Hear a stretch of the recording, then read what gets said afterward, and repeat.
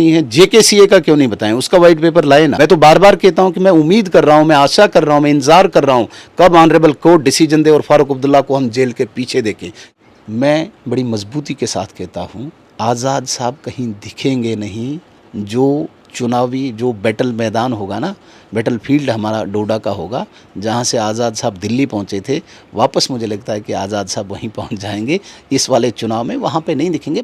हमारी उम्मीद है चुनाव अप्रैल में होगा, जिस तरीके से हालात अभी बन रहे हैं चुनाव अप्रैल में हो सकता है। ये बताइए कि उमर अब्दुल्ला जो है बीजेपी के काफ़ी करीब नज़र आ रहे हैं। ये मैं नहीं कह रहा हूँ, अलग अलग जगह पर लेख आ रहे हैं, वो ये कह रहे हैं कि भाई बीजेपी के लोग बड़ा प्यार से उनसे बोलते हैं, वो भी बड़ी प्रशंसा बीजेपी की करते हैं। तो क्या ये माना जाए कि अंदर खाने कहीं ना कहीं बीजेपी और नेशनल कॉन्फ्रेंस में कोई सांठगांठ चल रही है? इस बात को मैं शुद्ध रूप से खंडन करता हूँ। अंदर खाने बाहर खाने वो हमारे धुर विरोधी हैं। हमने उनके विरुद्ध जो डिस्कोर्स खड़ा किया है, कश्मीरियों ने उसको एक्सेप्ट किया है। अंदर खाने उस नए डिस्कोर्स को हम वहाँ पे कोई म्यूचुअल अंडरस्टैंडिंग नहीं बनाएंगे, किसी कीमत पे भी नहीं। हम इंतज़ार कर रहे हैं जेलों में कब पहुँचें, इनके जो काले कारनामे हुए हैं, जो कोर्ट में इनने कन्फेस किया हुआ है, उस पर कब कहाँ पहुँचे। केंद्रीय गृह मंत्री अमित शाह ने कश्मीर संभाग में एक बहुत बड़ी जनसभा को संबोधित किया और उसके बाद भारतीय जनता पार्टी के प्रदेश अध्यक्ष ने कहा कि ये एक नया चैप्टर कश्मीर की राजनीति में खोलेगा। लेकिन जो व्यक्ति उस रैली के पीछे और उस रैली को करवाने में जिसका सबसे बड़ा हाथ, वो भारतीय जनता पार्टी के महामंत्री और कश्मीर के इंचार्ज सुनील शर्मा मेरे साथ इस समय हैं। सुनील जी, सबसे पहले मुझे ये बताइए कि अक्सर कश्मीर में जब भी कोई जनसभा होनी होती थी, वो जनसभा कश्मीर की रीजनल पॉलिटिकल पार्टीज, जो क्षेत्रीय दल हैं, वो क्षेत्रीय दल ऑर्गेनाइज किया करते थे। फिर उनके ऑर्गेनाइज किए हुए उस जनसभा में केंद्र से कोई मंत्री आता था, वो भाषण देता था। लेकिन भारतीय जनता पार्टी ने बारामुल्ला में इतनी बड़ी जनसभा का आयोजन किया, ये संभव कैसे हुआ? जुनैद साहब, मुझे लगता है कि 5 अगस्त 2019 को जब 370 हटाया गया, उसी दिन जम्मू कश्मीर की राजनीति की एक नई दिशा, एक नई डायरेक्शन मिल चुकी है इस राजनीति को। हालांकि उससे पहले कश्मीर के रीजनल पार्टीज़, जिनका आधार अलगाववाद है और आतंकवाद है या अन्य और भी उनके विषय हैं, उन लोगों ने 2019 तक ये कह रखा था कि 370 को हटाना, पता नहीं खून की होली खेलनी पड़ेगी। 370 के बाद यहाँ पे भारत का झंडा उठाने वाला कोई नहीं होगा। 370 के बाद ये होगा वो होगा, गुमराह बहुत किया था। लेकिन जुनैद साहब, आपने देखा होगा 370 हटने के बाद कश्मीरी कम से कम संतुष्ट दिख रहे हैं। उन्हें लग रहा है कि नहीं, 370 एक बैरियर था यहाँ पे, यहाँ की राजनीति का, क्योंकि राजनीति जो थी वहाँ पे वो केवल और केवल कब्रिस्तान की राजनीति चलती थी। और उस कब्रिस्तान में भी मतलब इस प्रकार से पीछे पड़े हुए थे आपस में राजनीति करने में, चाहे पीडीपी थी चाहे नेशनल कॉन्फ्रेंस थी, कि उनमें दफन लोग भी ये सोच रहे होंगे कि कब इस जम्मू कश्मीर की सियासत का एक नया चैप्टर शुरू होगा। मुझे लगता है कि शायद उन लोगों की भी आवाज़ और आम कश्मीरी की भी आवाज़ ये ऊपर वाले ने सुनी और 5 अगस्त को एक नया अध्याय शुरू हुआ, जिसे कश्मीरियों ने स्वीकार किया। और मुझे लगता है कि इस पे मोहर भी 5 अक्टूबर 2022 को बारामुल्ला की उस रैली में लगाई, क्योंकि जिस शख्स ने, जिस व्यक्ति ने पार्लियामेंट में खड़े होके 370 की एब्रोगेशन की घोषणा की, उसी व्यक्ति को सुनने के लिए, उसी शख्स को देखने के लिए जिस प्रकार से जुनैद साहब भीड़ उमड़ पड़ी, मतलब ये सचमुच अनएक्सपेक्टेड था सबके लिए। मैं ये कहूँगा, और इसे आप कहीं से भी वेरीफाई करा सकते हैं, लगभग 40,000 के आसपास लोग अंदर थे, 10 से 15,000 लोग सड़कों में ही रह गए, क्योंकि इतनी जैमिंग थी।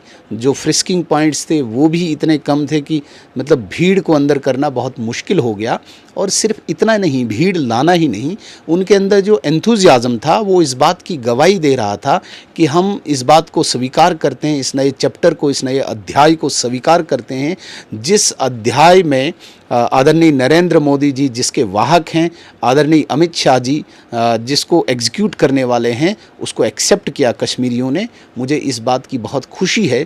कम से कम उन रीजनल पार्टीज़ के उस डिस्कोर्स को, उस नैरेटिव को मैं कहता हूँ, अक्सर मैं कहता हूँ, they believe in the politics of graveyards.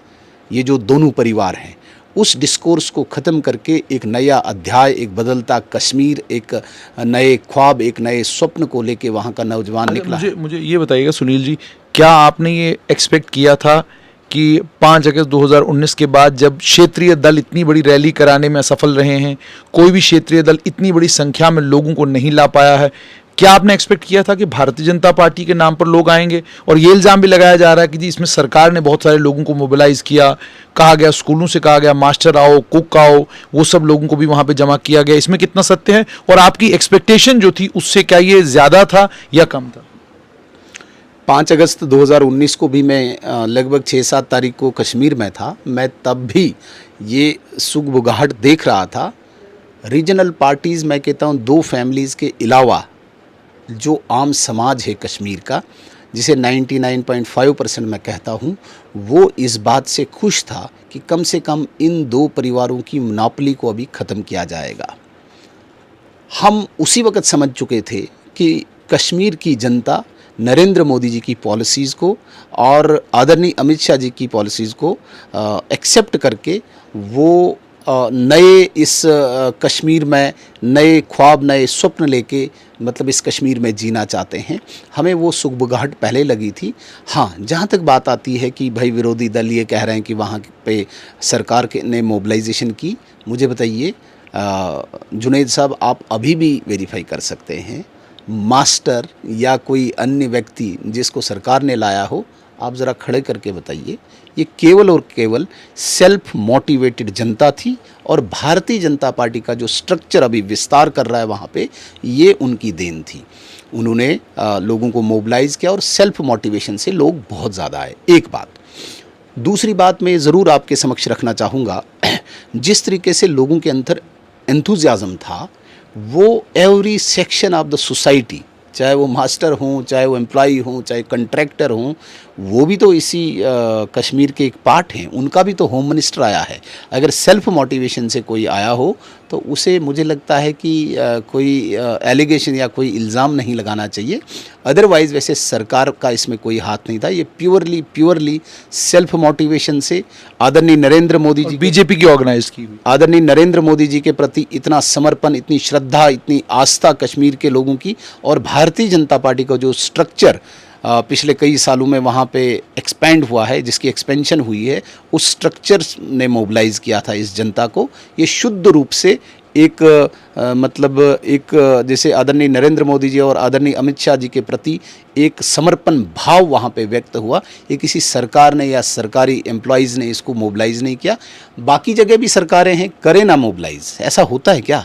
इतनी संख्या सरकारें मोबिलाइज़ करती है जुनैद साहब, आप इतनी देर से कवर करते हैं चीज़ों को, कहीं पे भी सरकारें मोबिलाइज़ नहीं करती है। ये जब तक न सेल्फ मोटिवेशन हो और पार्टी का एक तंत्र हो तब तक नहीं होता है।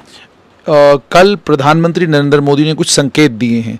एक तो वो ट्विटर के ऊपर आए, उन्होंने बधाई दी जम्मू कश्मीर के लोगों को कि इतनी बड़ी संख्या में जो है सैलानी जो है जम्मू कश्मीर आए हैं, पर्यटक जम्मू कश्मीर आए हैं। क्या ये माना जाए कि प्रधानमंत्री नरेंद्र मोदी ने कल ये संकेत दिए हैं कि अब वो जम्मू कश्मीर में आकर इतनी ही बड़ी जनसभा को संबोधित करना चाहते हैं? हाँ, ये बात बिल्कुल सत्य है कि आज तक का हाईएस्ट रिकॉर्ड जो टूरिस्ट का रहा है वो 6 लाख का रहा है और इस साल 22 लाख का रहा। ये अपने आप में इतिहास में सबसे बड़ा मतलब नंबर है टूरिस्ट्स का। एक बात तो ये है, इसके पीछे मतलब वो रातों रात कोई स्वप्न तो नहीं आया किसी टूरिस्ट को, पर्यटक को, तो वो तो कश्मीर चला आया। उसने हालात का जायज़ा लिया, निरीक्षण किया। हालांकि टारगेटेड किलिंग्स के बावजूद भी इतना नंबर आना, 104 फ्लाइट्स का वहाँ पे एक दिन में उड़ना कश्मीर के एयरपोर्ट में, ये अपने आप में एक रिकॉर्ड है। एक और रिकॉर्ड मैं इस रैली के हवाले से बोलूँगा, फिर मैं मोदी जी की इस बात पर आता हूँ। पिछले 40 वर्षों के राजनीतिक इतिहास में, पॉलिटिकल हिस्ट्री में इतनी बड़ी रैली कभी नहीं हुई है। बहुत सारे लोग, विश्लेषक जो हैं, एनालिस्ट हैं पॉलिटिकल, वो ये कहते हैं कि इतनी बड़ी तादाद में हमने कभी नहीं देखी। एक तरफ से पर्यटक, उनके पास तो कोई पार्टी का कार्ड तो नहीं होता है, क्रॉस पार्टी लाइन है, कोई रिलीजियस कार्ड तो नहीं होता है, क्रॉस रिलीजियस लाइन, वो लोग आते हैं और पर्यटक जब मोहर लगाते हैं आंध्र प्रदेश, तमिलनाडु का कि यहाँ पे हालात सामान्य हुए हैं, एक अटूट अंग भारत का कश्मीर जो है वो हमारा है, हम वहाँ पे जाएंगे, घूमेंगे फिरेंगे, जिससे कश्मीर की इकॉनमी भी बढ़ती है, उनकी एक मोहर। और दूसरी तरफ से 40 वर्षों के राजनीतिक इतिहास की सबसे बड़ी रैली में भी कश्मीरियों ने उसको, पर्यटकों के उस स्वप्न को भी मोहर लगा दी।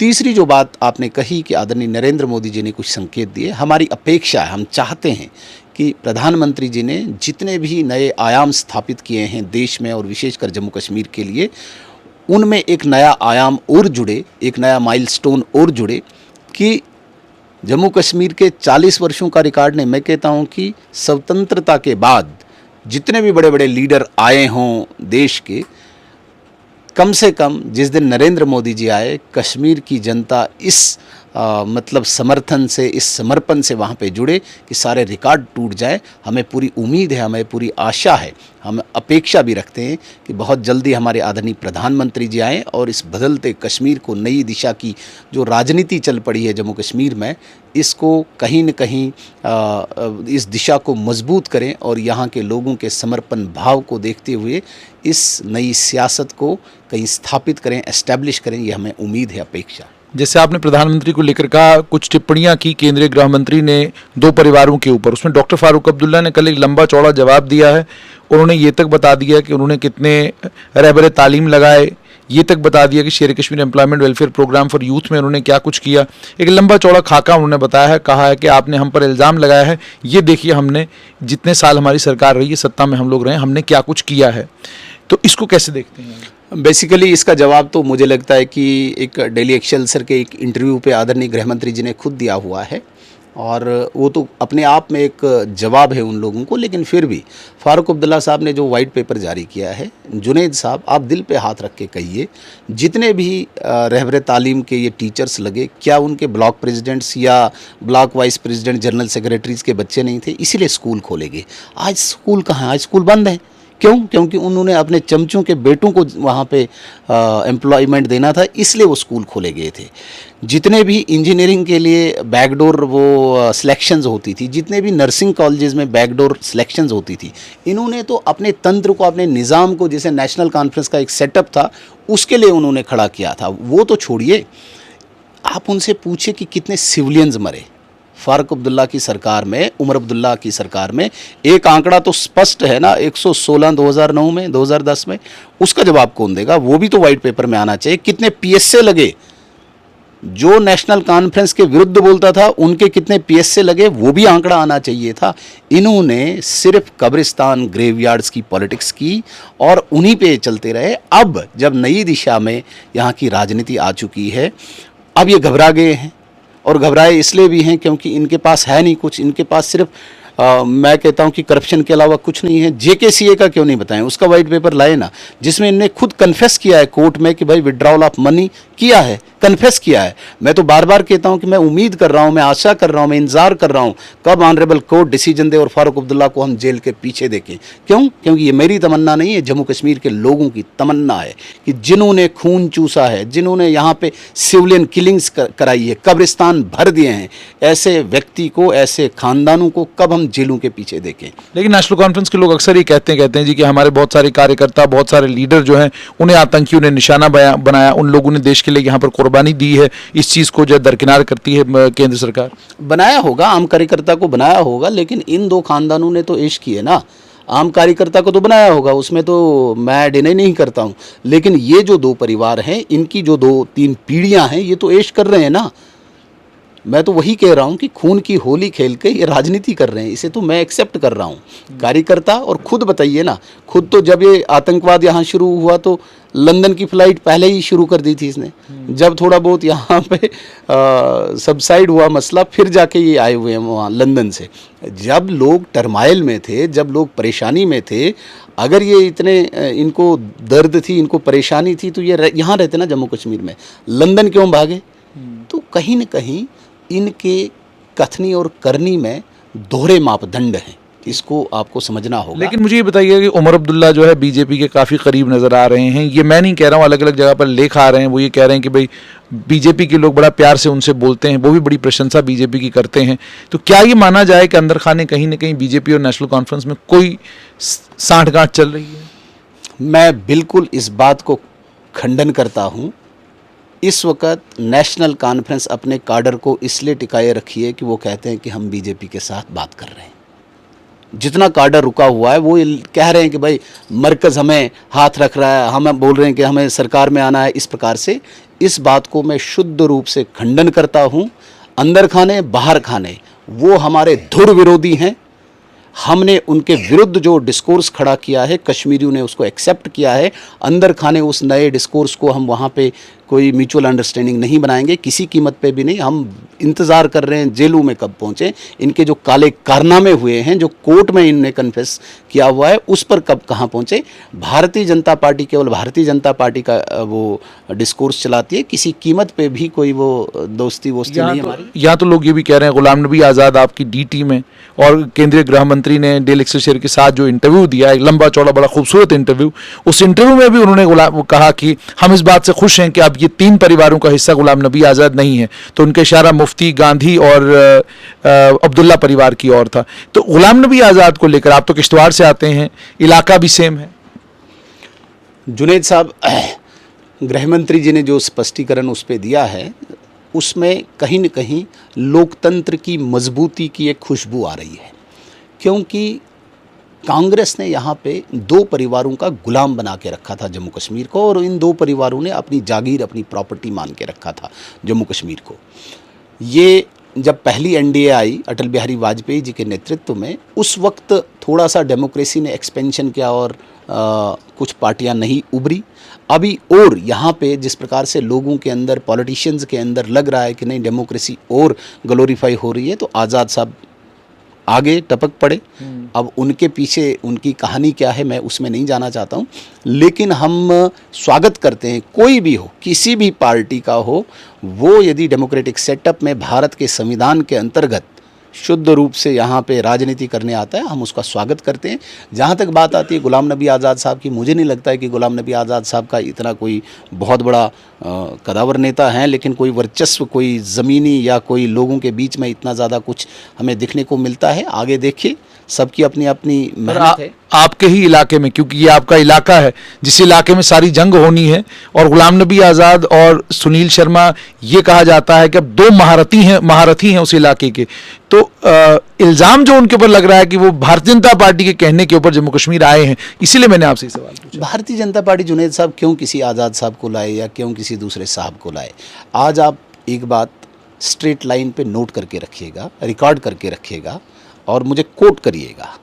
चुनाव जब भी हों, हमारी उम्मीद है चुनाव अप्रैल में होगा। जिस तरीके से हालात अभी बन रहे हैं, चुनाव अप्रैल में हो सकता है, क्योंकि प्रक्रिया सारी ख़त्म हो चुकी है। डिलिमिटेशन कमीशन की, इलेक्शन कमीशन ऑफ इंडिया ने अपना फर्स्ट वीक ऑफ दिसंबर में कहा है कि हम नोटिफिकेशन निकाल रहेंगे इलेक्ट्रल रूल्स का। उसके बाद कोई तुक नहीं बनता है कि बहुत लंबा जाएगा। फिर भी हालात कैसे रहेंगे उसमें मैं नहीं जाऊंगा।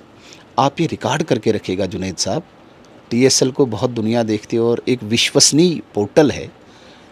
मैं बड़ी मजबूती के साथ कहता हूँ, आज़ाद साहब कहीं दिखेंगे नहीं।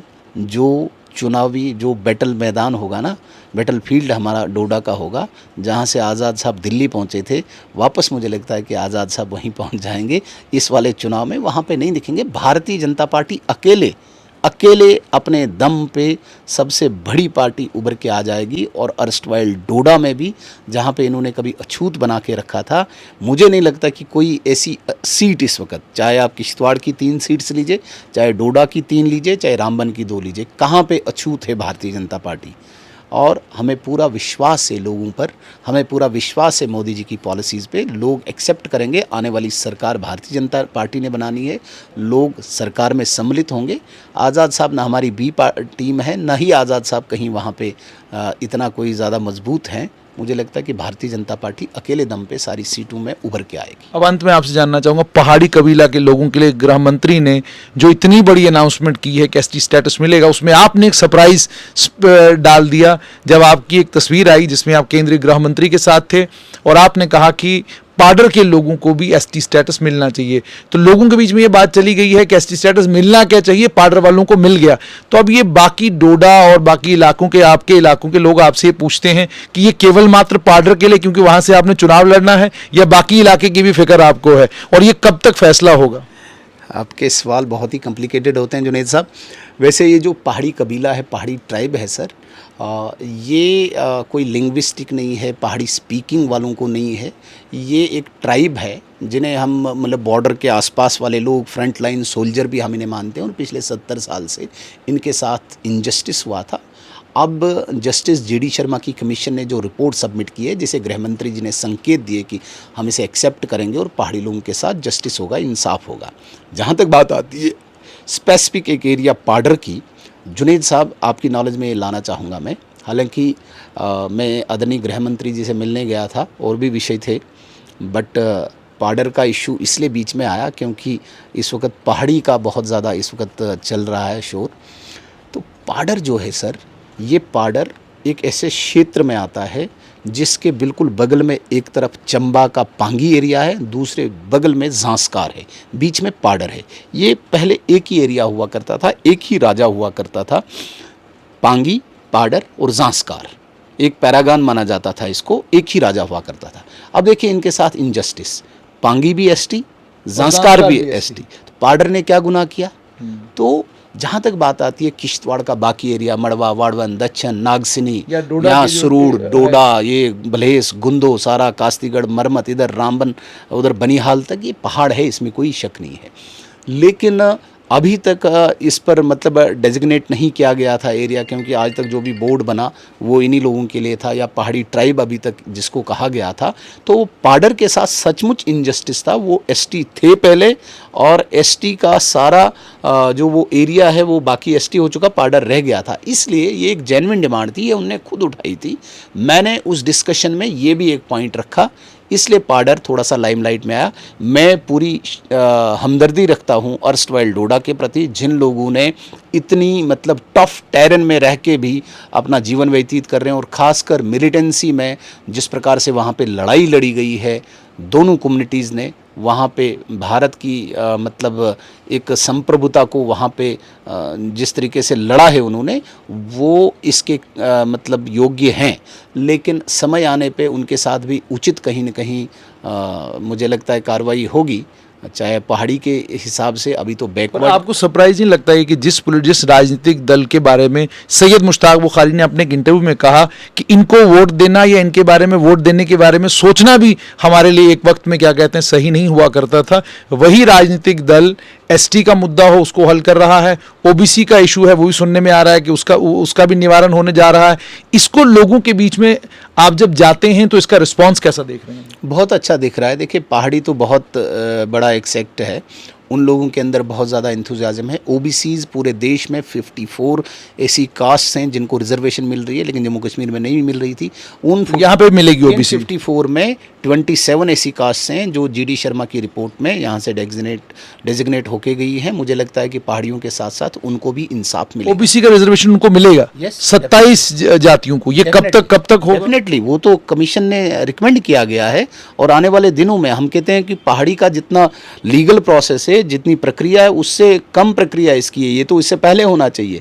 इन कास्ट के अंदर भी एंथुजियाज्म है। मुझे लगता है कि आप जहाँ तक कहते हैं कि मुश्ताक बुखारी साहब ने कहा कि जिस पार्टी को हम देखना छूना भी पसंद नहीं करते थे, उस पार्टी के प्रति इतनी हमदर्दी आज नोट करके रखिएगा। ये तो पुंछ है, कश्मीर का जो आखिरी कोना है, पहली सीट जम्मू कश्मीर की जिसे हम करना मानते हैं ना, पहली सीट में भी विजय का पताका, विजय का परचम लहराएगा भारतीय जनता पार्टी का। वहाँ पे गुरेज जो आखिरी कोने में, जिसके बिल्कुल बगल में पाकिस्तान है गोले दागता है, वहाँ पे भी भारतीय जनता पार्टी का परचम लहराएगा।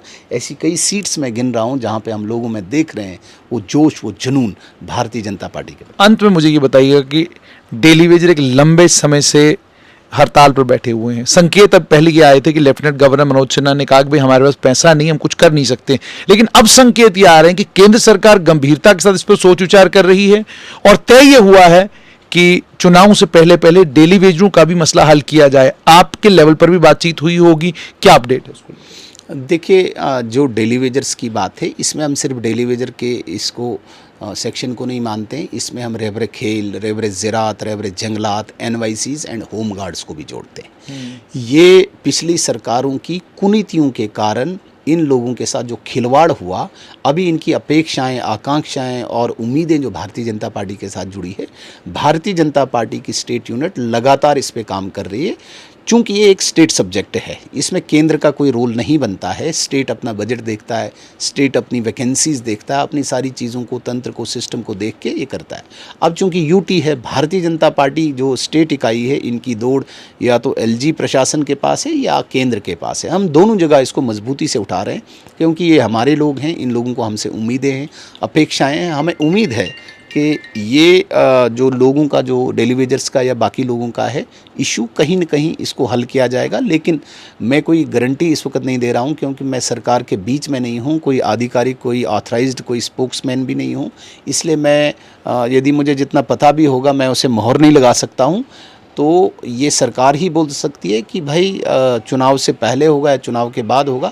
लेकिन हम पूरी हमदर्दी रखते हैं, सीरियस कंसर्न है हमारा, ये इनका होना चाहिए। ये कब हो, ये आने वाला वक्त बताएगा। बहुत बहुत शुक्रिया। तो आपने सुन लिया कि भारतीय जनता पार्टी के महामंत्री सुनील शर्मा जो कश्मीर में एक चमत्कार करके आ गए कि बिना क्षेत्रीय दलों के वहां पर भारतीय जनता पार्टी के जितने भी कार्यकर्ता हैं, उन कार्यकर्ताओं के साथ मिलकर एक बहुत बड़ी जनसभा करवाई। तैयारी अब प्रधानमंत्री के जम्मू कश्मीर आने की कर रहे हैं कश्मीर घाटी में। उन्होंने साफ तौर पर यह कहा है कि जो राजनीति आज तक जम्मू कश्मीर में कब्रों की राजनीति हुआ करती थी, अब वो राजनीति खत्म हो गई है। अब राजनीति केवल मात्र सिद्धांतों के ऊपर होगी और ये सैद्धांतिक राजनीति जो है जम्मू कश्मीर में बदलाव लाने का काम करेगी।